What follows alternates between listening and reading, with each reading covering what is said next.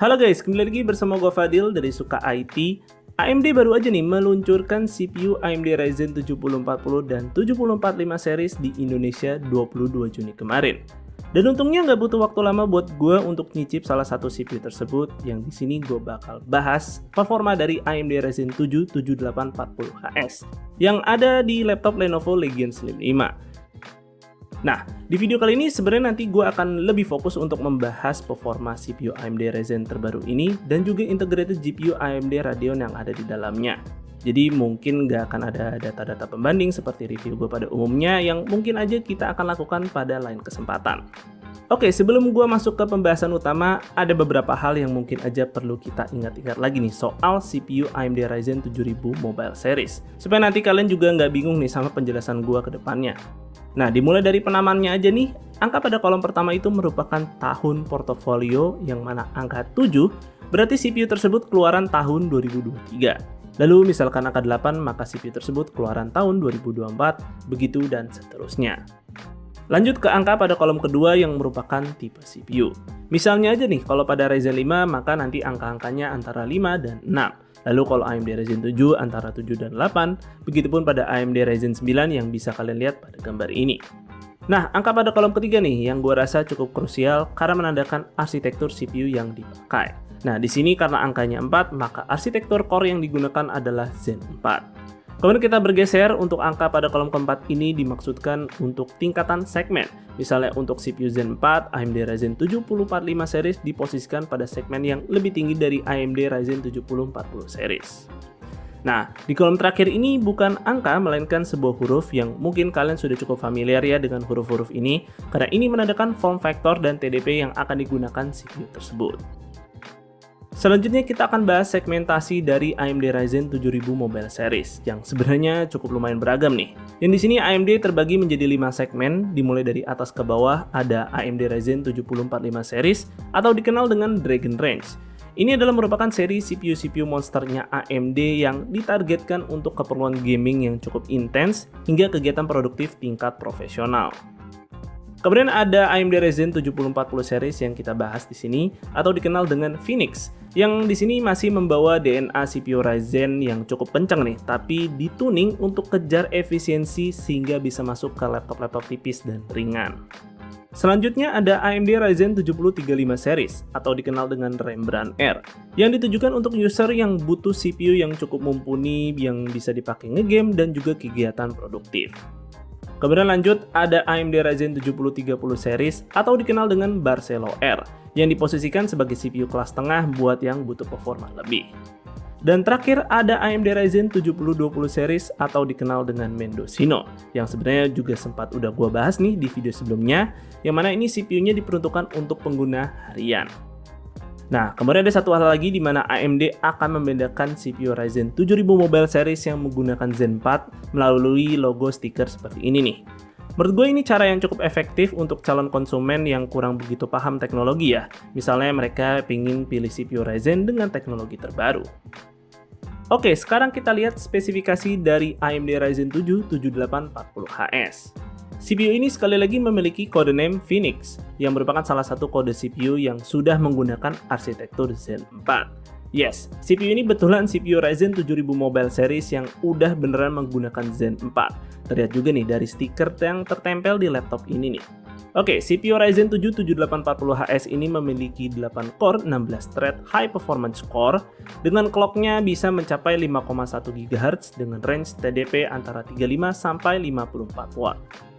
Menariknya semua keluarga Ryzen 7040 series dilengkapi dengan integrated GPU berarsitektur RDNA 3. Dan kebetulan si AMD Ryzen 7 7840HS ini memiliki integrated GPU dengan konfigurasi tertinggi, yaitu Radeon 780M yang memiliki 12 compute unit.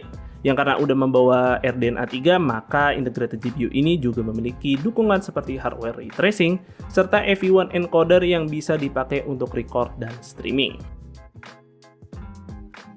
Nah, karena mengusung huruf belakang HS, maka CPU ini memiliki form factor yang difokuskan untuk performa dan efisiensi daya.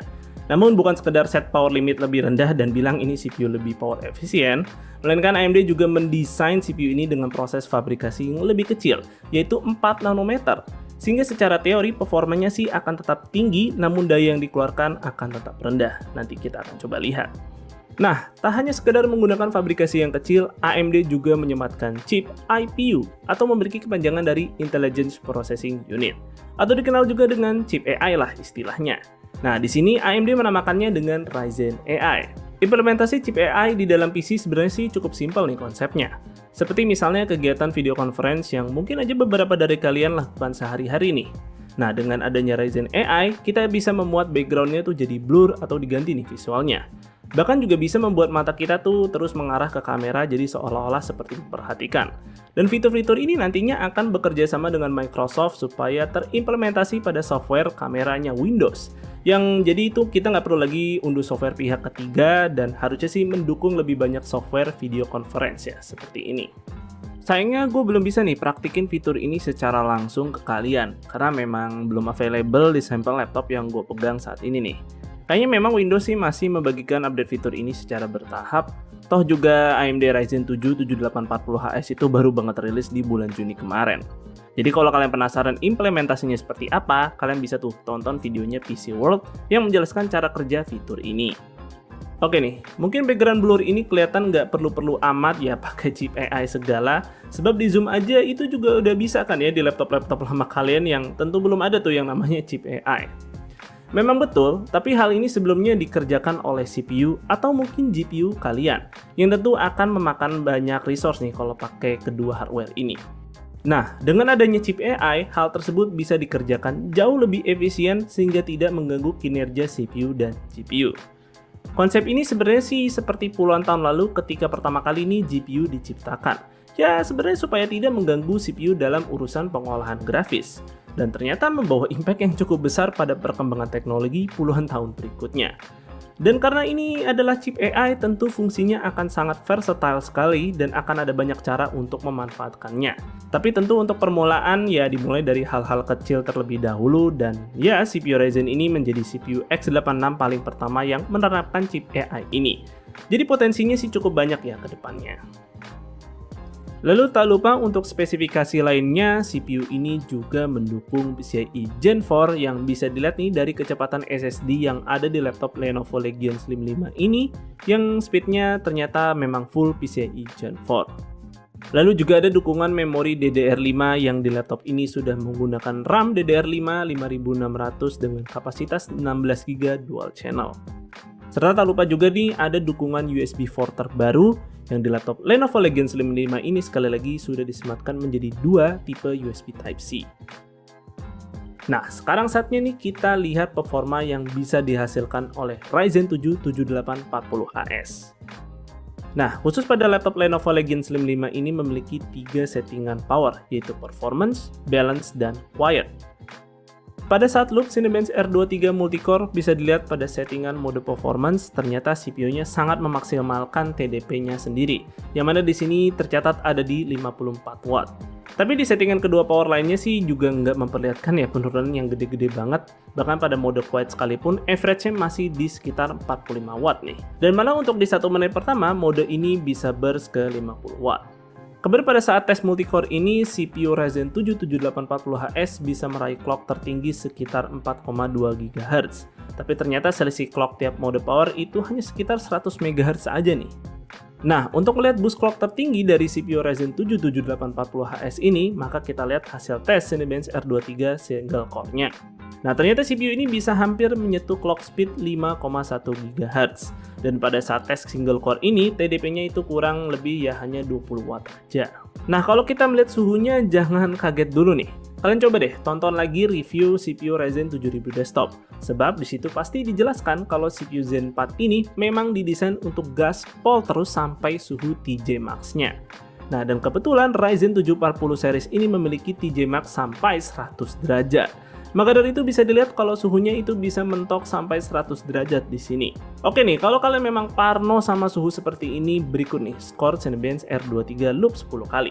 Hasilnya bisa dilihat kan cukup konsisten, nggak ada tuh yang namanya drop performa, yang biasa menandakan kalau hal ini adalah gejala dari CPU throttling.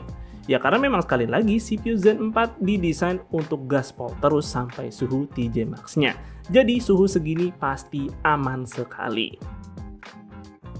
Lalu ada hal yang sangat menarik nih pada Ryzen 7040 series, yang mana ternyata efisiensi daya yang AMD tawarkan pada CPU ini tuh bukan cuman omongan belaka aja. Sebab ketika gua tes laptop ini tanpa dicolok, CPU AMD Ryzen 7 7840HS itu masih sanggup meraih performa yang cukup konsisten. Sebab dengan kondisi tanpa dicolok, CPU ini tuh masih bisa berani jalan dengan TDP sekitar 40 watt pada mode balance. Ya memang kalau nggak dicolok tuh mode powernya mentok di balance aja. Ini adalah performa yang belum pernah gue lihat pada sebuah CPU x86 mobile sebelumnya.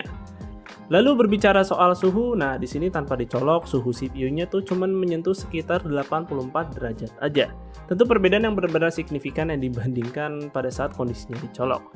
Dan suhu seperti ini akan jauh lebih aman pada saat kondisi menggunakan baterai, sebab suhu yang jauh lebih tinggi akan membuat baterainya jadi lebih boros.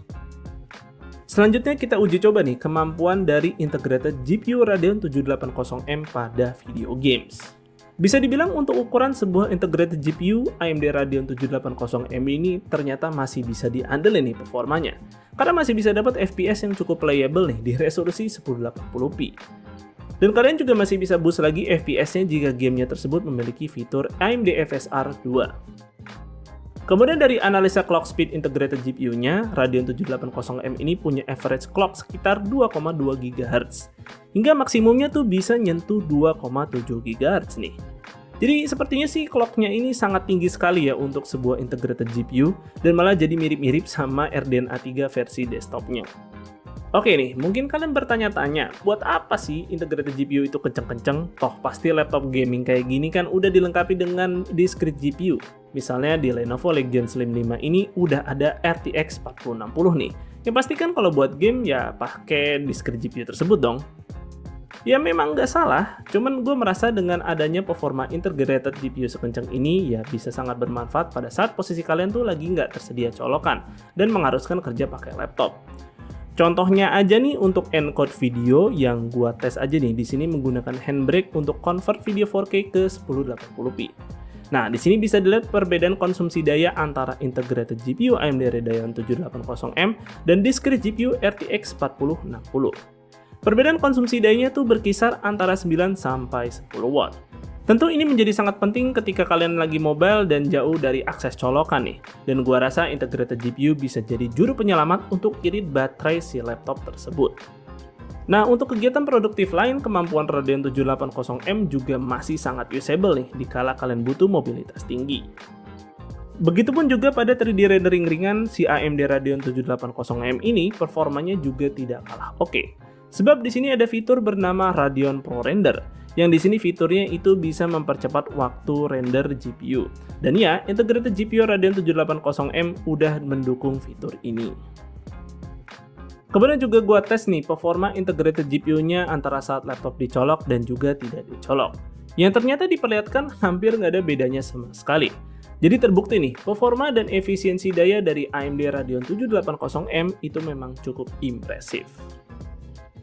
Kemudian untuk spesifikasi lainnya nih dari laptop Lenovo Legion Slim 5, laptopnya sendiri sih punya layar 16 inch dengan resolusi 2560x1600 pixel dan layarnya sudah berpanel IPS juga berefresh rate 165 Hz. Lalu untuk keyboardnya di sini juga sudah ada LED RGB seperti laptop gaming pada umumnya. Dan untuk port-portnya di sini juga sudah cukup lengkap. Dan uniknya Lenovo di sini taruh portnya tuh kebanyakan di belakang laptopnya. Jadi gua rasa sih ini aksesnya tidak mengganggu exhaust dari laptop ini yang memang nantinya akan bakal panas banget pada saat beroperasi. Oke nih, gue sendiri cukup excited dengan fitur-fitur yang AMD coba bawa pada CPU mobile mereka kali ini.